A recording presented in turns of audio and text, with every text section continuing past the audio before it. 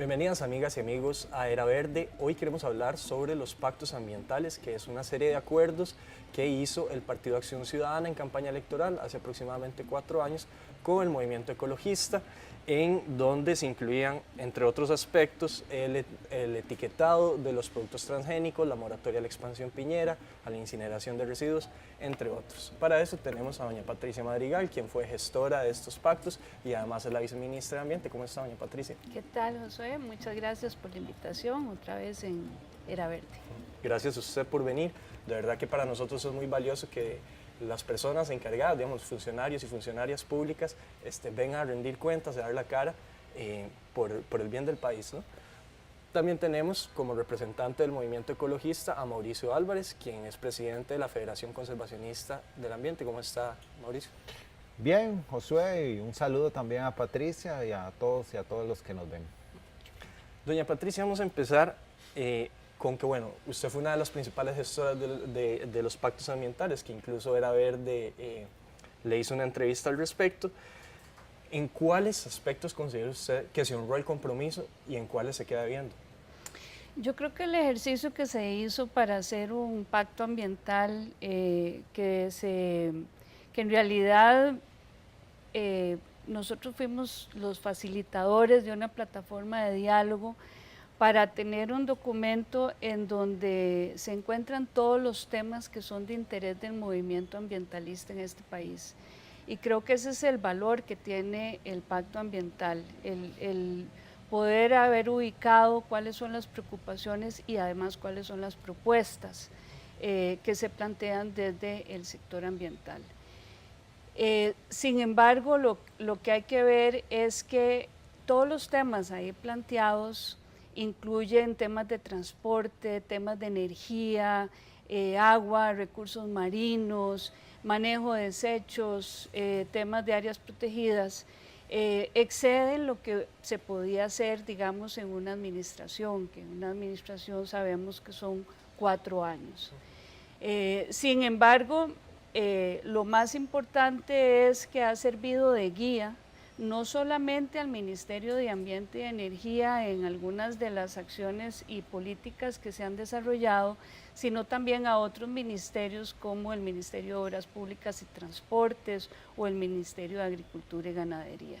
Entonces, haciendo un balance, en estos momentos, digamos ya, desde el Viceministerio de Ambiente y desde el Ministerio de Ambiente, se han promovido muchos de los temas que están ahí, el tema de consolidación de áreas protegidas, de fortalecimiento del Sistema Nacional de Áreas de Conservación, de la Comisión Nacional de Gestión de la Biodiversidad, la CONAGEBIO, son temas a los cuales se les ha dado mucha atención y se han convertido en ese eje de lo que llamamos Agenda Verde.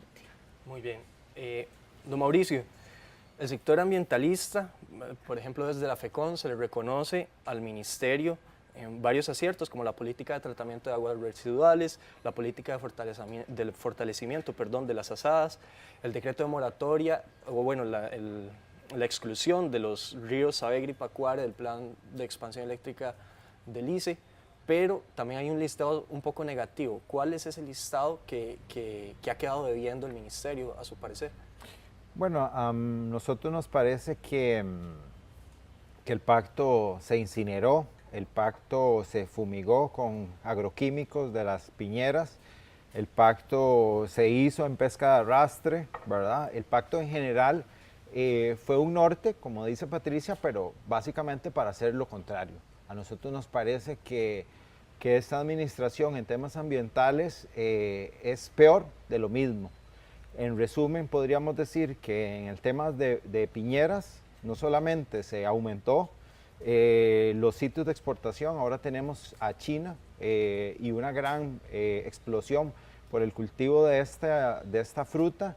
Tenemos ahora conflictos, o vamos a tener mayor conflictos. De hecho, el Estado de la Nación nos demuestra 2014, 2015 y muy posible en 2016 las máximas de conflictos socioambientales que ha tenido en la historia, ¿verdad? Entonces, quiere decir que no solamente no se cumplió con el pacto ambiental, sino que se aumentó la conflictividad social y ambiental. Uno entendería que sí había una responsabilidad conjunta, ¿verdad? Que no podemos echarle toda la responsabilidad al ministerio, sino que había que facilitar un trabajo conjunto, una gestión conjunta, porque sí entendemos que era imposible cumplir todos esos acuerdos, pero sí era, de alguna forma, el MINADE tenía que facilitar ese encuentro para poder trabajarlo conjuntamente. Que a su consideración no se ha hecho. No.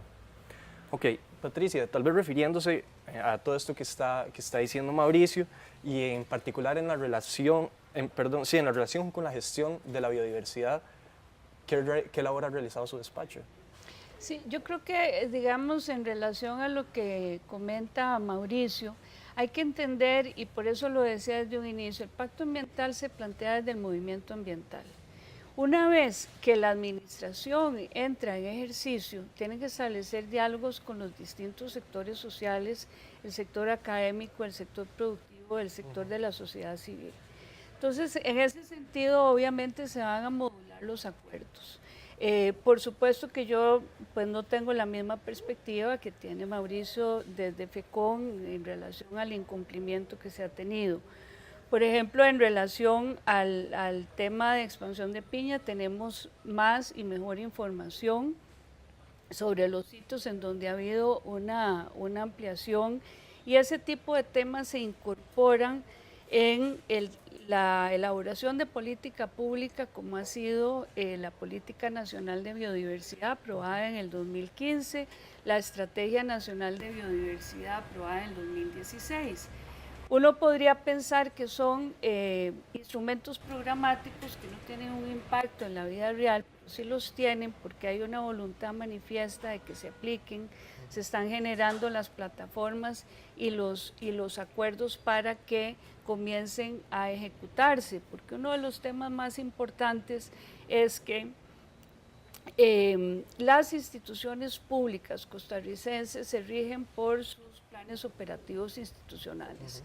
Recordemos que cuando empieza la administración se da rápidamente el proceso de elaboración del Plan Nacional de Desarrollo.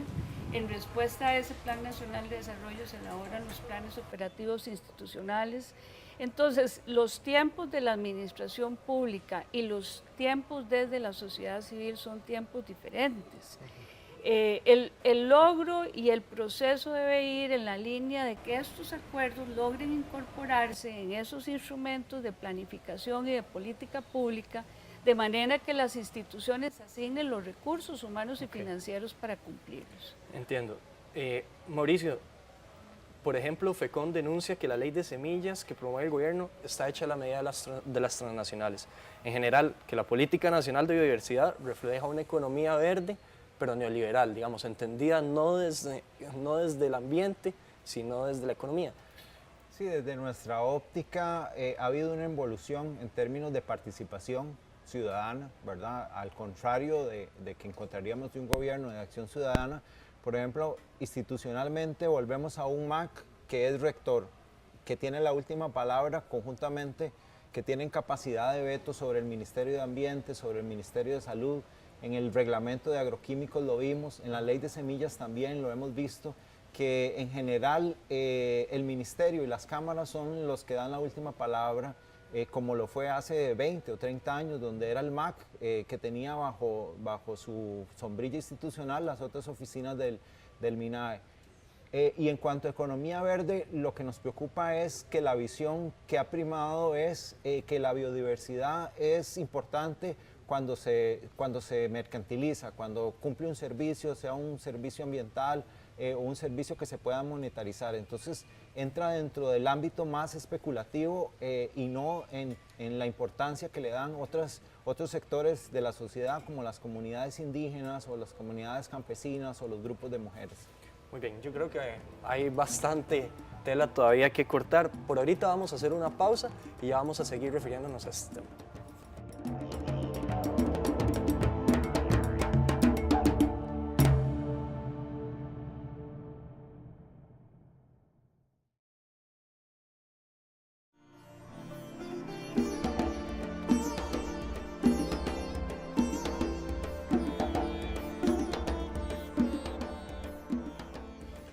Seguimos, amigas y amigos, con más de Era Verde, conversando sobre los pactos ambientales que se hicieron en campaña política hace aproximadamente 4 años. Doña Patricia, en relación al Sistema Nacional de Áreas de Conservación, ¿cómo ha enfrentado esta administración las crisis, digamos, ocasionadas por la falta de recurso humano y las denuncias de los mismos guardaparques? Sí, en el pacto ambiental uno de los elementos más importantes es precisamente la consolidación de áreas silvestres protegidas.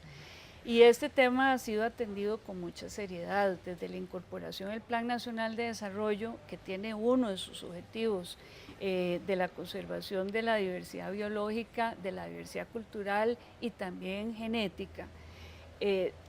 Se propuso, por ejemplo, trasladar las plazas que estaban siendo pagadas por el Fondo de Parques Nacionales a presupuesto ordinario.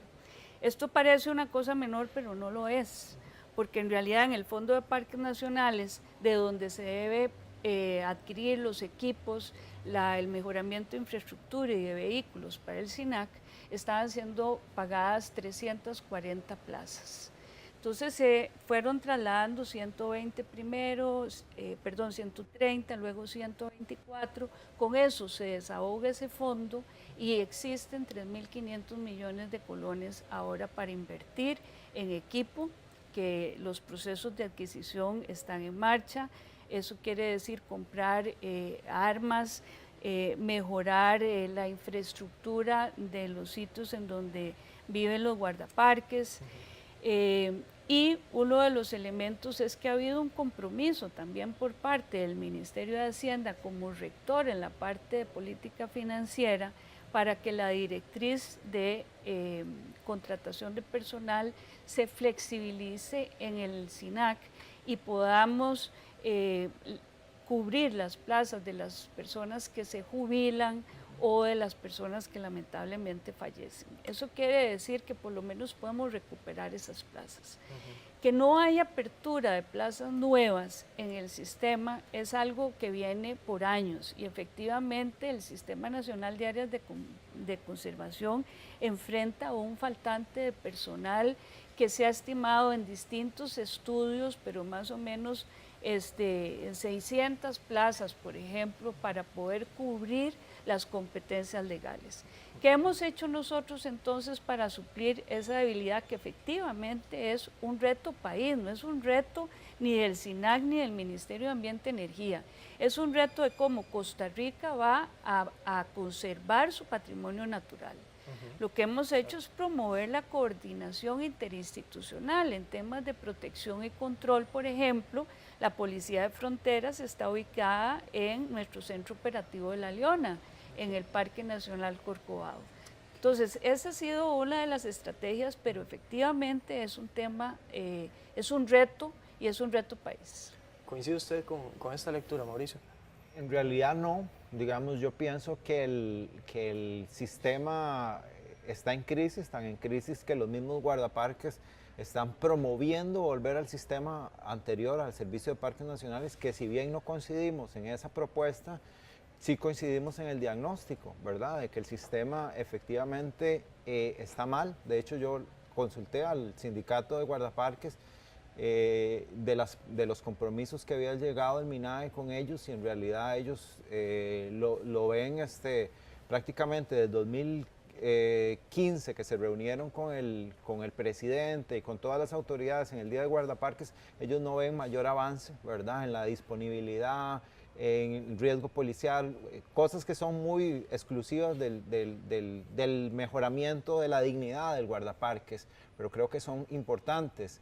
Ahora, Perdón, Mauricio, solo para aclarar ahí, el sindicato es el Sindicato de Trabajadores del MINAE.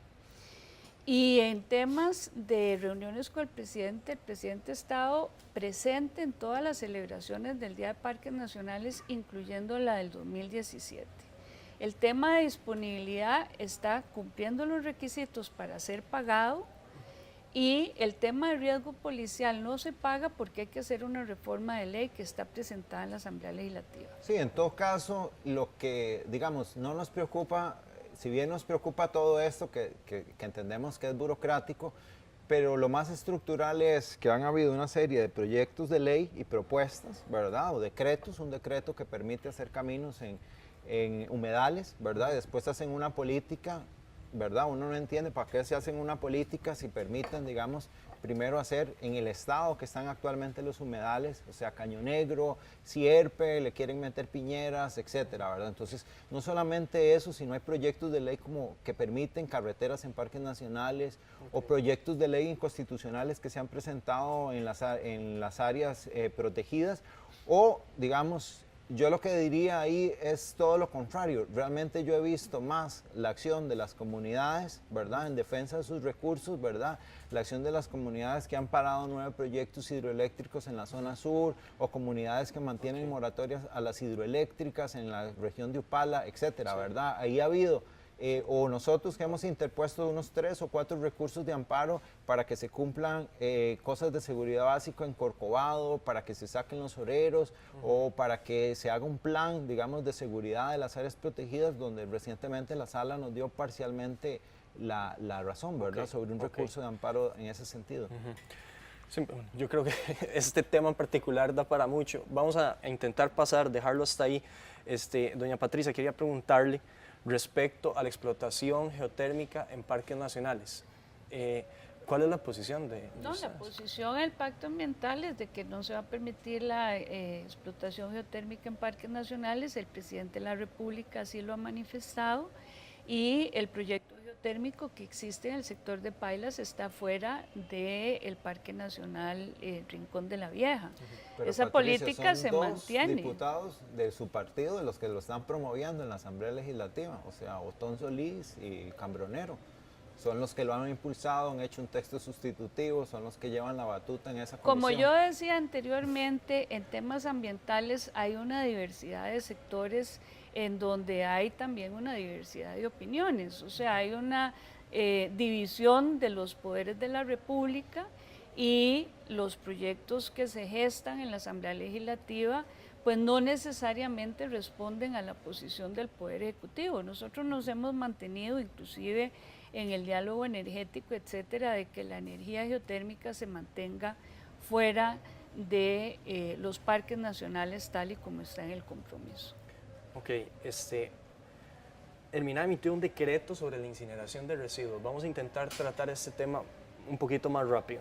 Este decreto se encuentra vigente por el momento, no se está aplicando porque fue impugnado por la sala constitucional, perdón, pero en el pacto ambiental nos habíamos comprometido, ¿no? Con una moratoria.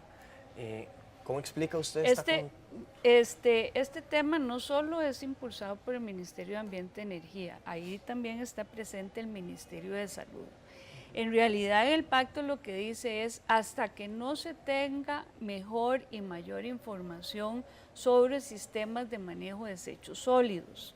Entonces, lo que se hace es, desde el inicio de la administración, en generar ese estudio, análisis serio de la problemática y emitir desde nuestro criterio la mejor norma sobre este tema que ya venía recibiendo mucha presión y que ya venía planteando la necesidad de establecer la normativa. Aquí hay que tener algo muy claro, es mejor tener los procesos y actividades de todo tipo regulado a tenerlos sin ningún tipo de regulación. Y en el tema de las prohibiciones, cuando se refieren a procesos productivos, también hay que tener mucho cuidado porque si son restrictivas y no se manejan bien desde la parte de la administración pública, pueden ser cuestionados por los otros sectores. Mauricio. A mí me parece que lo de incineración, esto en realidad lo hemos visto como una excusa, el hecho de legalizarlo y traerse al traste la ley en general de los desechos, digamos, y eso pone en riesgo muchísimo lo que es los avances, los pocos y tibios avances que ha habido en reciclaje, ¿verdad? Que son realmente muy tímidos, entonces, y ya de hecho se han generado conflictos y suficientes precedentes, por ejemplo en La Garita, ya se archivó un proyecto de estos de incineración, no gracias al reglamento, sino gracias un poco a la inoperancia de las compañías que están interesadas. Pero en general yo pienso que en esta y en otras actividades se les ha dado prioridad a los empresarios, se le ha dado prioridad en este caso a proyectos de este estilo, digamos, donde al final de cuentas dominan las cámaras, como lo vimos en la ley de aguas, que prácticamente se la llevaron, se la secuestraron en el Ministerio de Agricultura, y ahí estuvo año y medio, y ahora nos encontramos con que va a salir este gobierno y seguramente no va a haber una ley de aguas, ni siquiera, y al mismo tiempo destruido como tal el mecanismo de iniciativa popular, independientemente que uno pueda estar de acuerdo o no de acuerdo con el fondo de la ley, ¿verdad? Muy bien, todavía nos quedan muchas cosas que tratar, vamos a intentar cerrar en el próximo bloque, ya casi regresamos.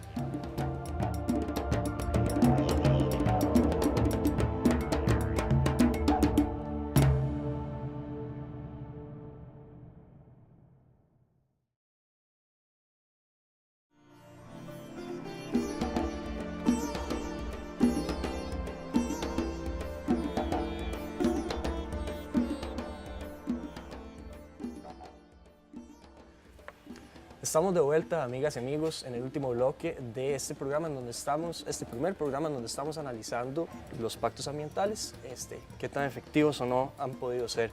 Doña Patricia, en los últimos años se ha registrado un aumento en la intolerancia hacia los movimientos sociales, incluido el movimiento ecologista, que incluso se ha retratado, por ejemplo, por el relator especial de la ONU, Michel Forst, el año pasado. ¿Coincide usted con que hay más intolerancia? ¿Qué vinculaciones ha establecido desde la institucionalidad, el ministerio y su despacho en particular con el movimiento ecologista? Mire, yo creo que los procesos de participación deben fortalecerse, las plataformas de diálogo han estado abiertas, se han institucionalizado las actividades de rendición de cuentas en la programación del primer trimestre del año. Ya, por ejemplo, el SINAC, FONAFIFO, CONAGEBIO realizan sus actividades donde comparten los principales resultados del año anterior. En la comisión plenaria están representados distintos sectores académico, privado, de la sociedad civil, la mesa indígena, la mesa campesina. Y hay algo, si hay algo en que se ha trabajado en esta administración es en el tema de la conservación con gente. Y eso es muy importante porque incluir el tema social dentro de la conservación ambiental es uno de los elementos que deben mantenerse. Para eso, por ejemplo, nosotros en el tema de áreas protegidas emitimos el decreto que permita el reconocimiento de modelos de gobernanza en áreas silvestres protegidas, no solo la estatal, que pueda haber una gobernanza municipal y una gobernanza de pueblos indígenas y de comunidades locales, darle el respaldo institucional al proceso que desarrolla gobernanza compartida, el Parque Nacional Cahuita, fortalecimiento de los consejos regionales y de los consejos locales. O sea, el tema de participación, el tema de acceso a la información y el tema de gobernanza en áreas silvestres protegidas es uno de los temas que se ha impulsado con mayor fuerza y que nosotros creemos que Costa Rica debe seguir por esa senda en materia de conservación de la biodiversidad. Muy bien, Mauricio, tal vez referirse a esta relación en particular entre el movimiento ecologista y la institucionalidad desde el Ministerio de Ambiente y Energía. Sí, rápido, Mauricio, sí, por favor. De hecho es evidente que está rota la relación, que nos hemos sentido menospreciados, que nos hemos sentido invisibilizados. De hecho, se nos excluyó recientemente de la Comisión Mixta de Setena.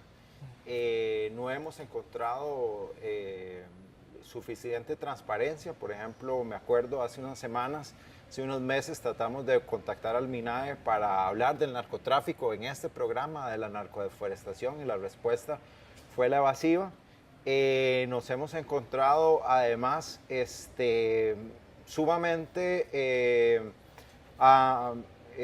tocados, digamos, porque son, por ejemplo, personalmente a mí se me persiguió en este gobierno un ministro que había sido universitario, fue a acusar personalmente a mi superior de que yo estaba haciendo acciones con las mismas tipos de acciones que hacíamos con Patricia en la universidad, a poner recursos, a hacer acciones en comunidades.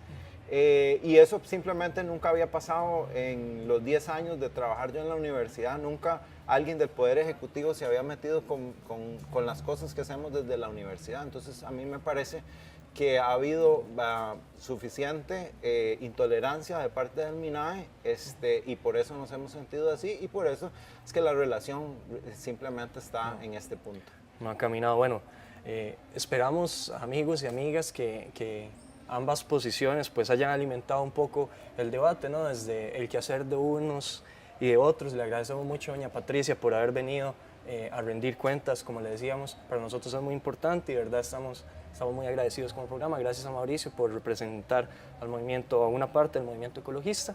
También les agradecemos a ustedes por habernos acompañado.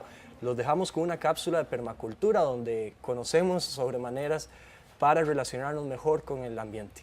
Así que los dejamos con la programación de Canal UCR, donde hacemos televisión con sentido. Hola, ¿cómo están? Estamos de vuelta aquí en Germinando Ideas de Permacultura, donde compartimos técnicas y visitamos proyectos para que ustedes en casa puedan conocer maneras de vivir más en armonía con el ambiente y las personas alrededor. Hoy vamos a estar hablando de cómo darle mantenimiento a plantas en maceta para que vivan mejor.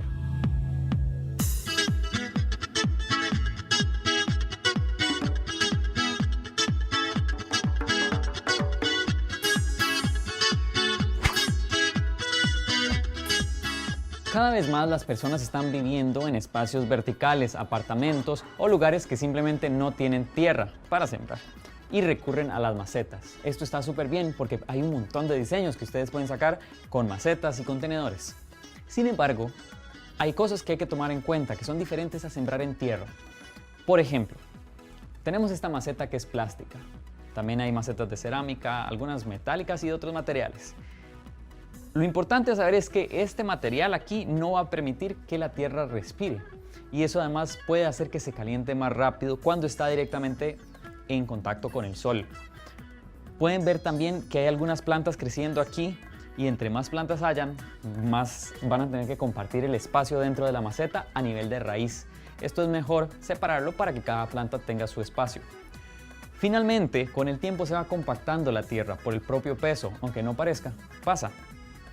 Por eso es bueno estar removiendo la tierra cada cierto tiempo y en algún momento trasplantando a una maceta más grande donde la planta, a partir de cierto tamaño, pueda seguir creciendo bien sin estrés a nivel de raíz por poco espacio. En las macetas, tanto como en el jardín, siempre importante tener cobertura, no dejar la tierra completamente vacía, libre, ¿verdad? Y además vamos a hacer ciertas podas de vez en cuando según el tipo de planta. Si quieren saber más de cómo hacer podas, pueden revisar el capítulo de Germinando donde hablamos de las podas en la albahaca. Si están en redes, pueden revisar el enlace aquí abajo. Lo primero va a ser sacar estas plantas que han estado creciendo, que en algún momento se sembraron cuando la otra era pequeña, porque no nos sirve que estén compitiendo por espacio de raíz. Estas otras, si queremos que sigan creciendo, entonces las vamos a sacar con cuidado. Las vamos a poner por aquí en otra maceta.